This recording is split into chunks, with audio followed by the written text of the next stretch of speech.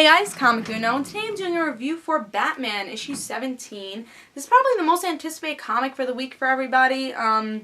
Maybe the most anticipated review for you guys. So we'll definitely be talking a lot about this, and I'm going to warn you before, even starting. I know sometimes with these titles I usually do non-spoilers for the beginning and spoilers in the end. I feel like this whole issue is pretty much spoilery from the beginning. You really can't talk about this issue without spoilers, so I'm going to warn you now.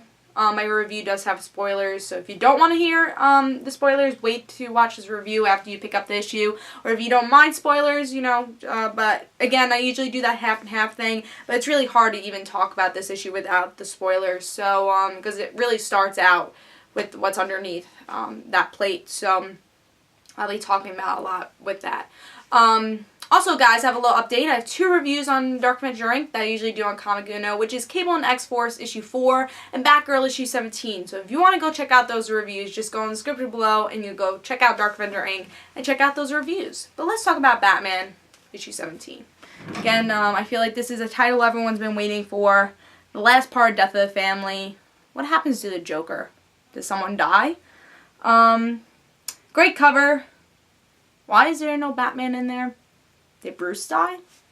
I don't know. Great gritty art. Really love it. Great. I think Greg Capullo just does great art. I mean, I think it's such a good artwork for this title. It's like sketchy, but it's like gritty sketchy, and that's why I feel like it works so well with Batman. So in this issue, we get to see the whole family is captured. They have bags over their heads. So there's something under these plates Batman has to watch. And Alfred, he's not dead, so his head is not under that plate. So are you guys happy? I'm kind of happy it's not Alfred. He's just under the whole, Joker laughing gas thing. So he's just there to prepare dinner and to serve dinner. And what is under this plate is, da-da-dun, their faces. Yeah. And when I first read this, I'm like, how's this going to work with every other title if everyone doesn't have faces? But you'll see the little spin of that in this story. So we get to see that it's a trick. Joker unravels the faces, well, actually Batman, he knows these caves very well, so Joker lights them on fire, the Bat family, and Batman knows there's water up there, so he gets the whole Bat family, uncaptured, and they did not lose their faces. This is actually all a trick. They just had, I guess, Joker had a replica of it just to trick them. So now there's laughing gas around there, because there's this cat, and under the cat is laughing gas. So we get to see the whole Bat family go a little crazy on each other. That way, they're dealing with each other, but now it's the Joker and Batman fighting. And the Joker is so happy. He's like, see, this family, I know you so well. The whole shebang, what he says all the time. But Batman says, you know what, maybe I didn't want you to die. Maybe I was scared of you to die. I didn't want to tell anyone that. But I know who you are. So now Batman does this 360. In the beginning of the story arc, we get to see Joker says, I know who you are. Batman now reverses it and says, I know your history. I know your real name. And now Joker feels this is too real. He doesn't want Batman to know his name. He wants this to be a game. He doesn't want this to be about him. He wants to be about Batman and play tricks on him. Joker goes so crazy. I don't know if he kills himself, but he drops himself right there. His mask falls off. I don't think the Joker is gone. I don't. I think it's just him gone for now. And for us to speculate if he's dead or not, but I don't think he is. He'll be back.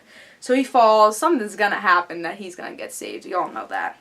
But was Batman bluffing? Does he actually know the Joker's identity? So in the end, Bruce wants to talk to the Bat family. Bat family doesn't want to talk to him because I feel like through these events they have been a little severed. Who trusts who? And I'm sure this is going to have to be, they're definitely going to have to talk to each other at some point. But it's a little severed because of this whole Joker event. I think if anything happened, that's what happened, is that their family is a little severed. The death of the family definitely, I don't know if it relates to the ending of this, because no one really dies. You know, the family is not dead. But, we'll have to see. And I heard Batman Incorporated next issue, something big's gonna happen. So if the Bat family's gonna change at all, it's gonna be next week with that issue, which I will be picking up. So we actually see why Batman hasn't killed the Joker. He says he's scared that if he does kill the Joker will come back, or there'll be someone harder to kill. So that's the reason Batman's not killing him. It's not because he wants him around the Joker. He's scared. You know, Batman's not usually scared, but he's scared by the Joker, and he's scared that something bigger will happen if the Joker does die.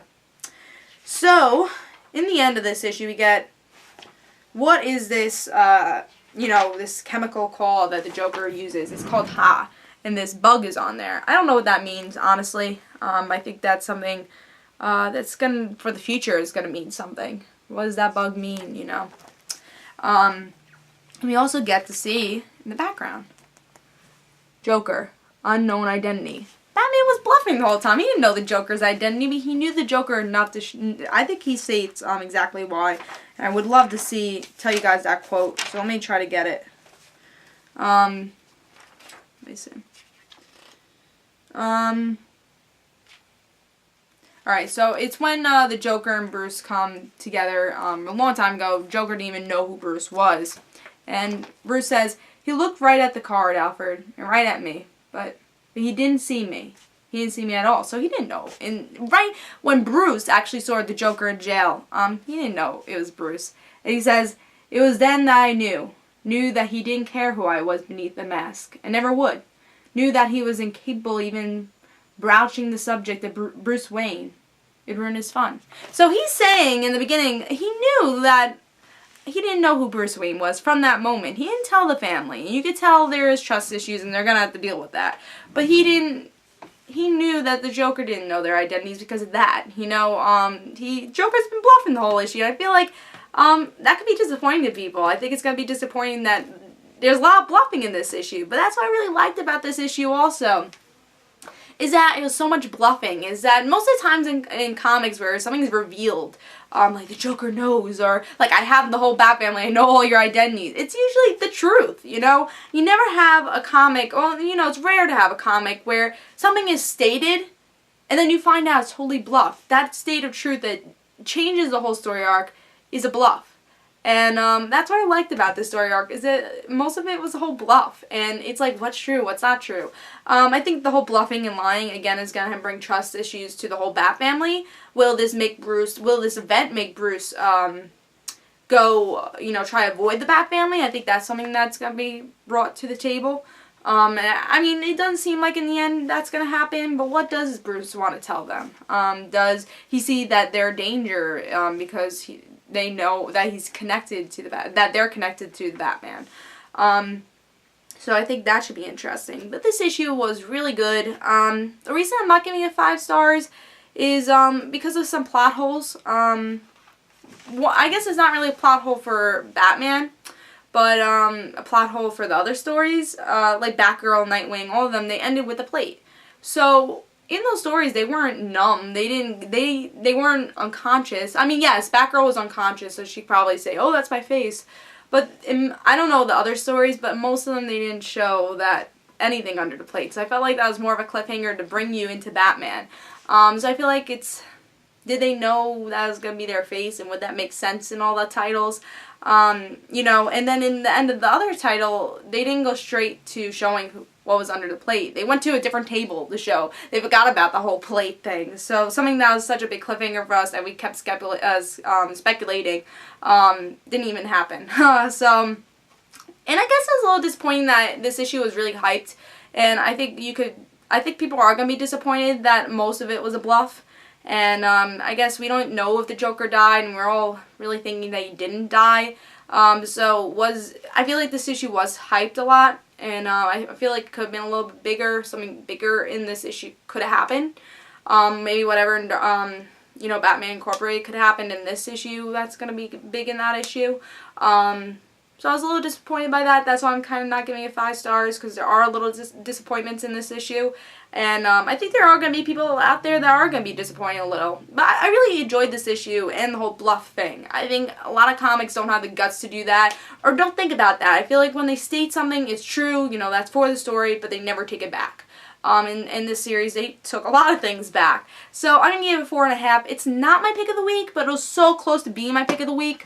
But Fantastic Four surprised me a little bit more, and I feel like it was such a series that was so under the radar that it wouldn't surprise you. So I did pick Fantastic Four as my pick of the week, but this is so close. And I feel like so many people are going to pick this as their pick of the week anyways, so I wanted to give it a chance to another title.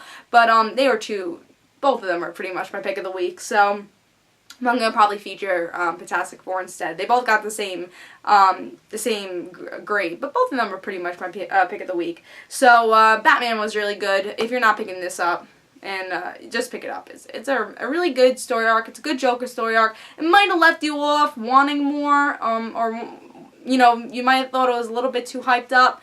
But yeah, tell me in the comments below. I'm sure you guys have a lot of thoughts about it. Sorry, I rambled for a long time, but I want to say all my thoughts about this issue. Very excited to read more Batman, and definitely had to pick up the trades for previous issues before the story arc, because I know it was a really good series, just didn't have a chance to pick it up, and glad I had a good jumping on point to pick up Batman, because it was a really good series, and I love what Scott Snyder is doing with the series. So pick it up. This is Comic Uno. Hope you guys enjoyed. Don't forget to follow me on Twitter for Comic Uno and the Rad Situations, and I'll see you guys later. Bye, guys.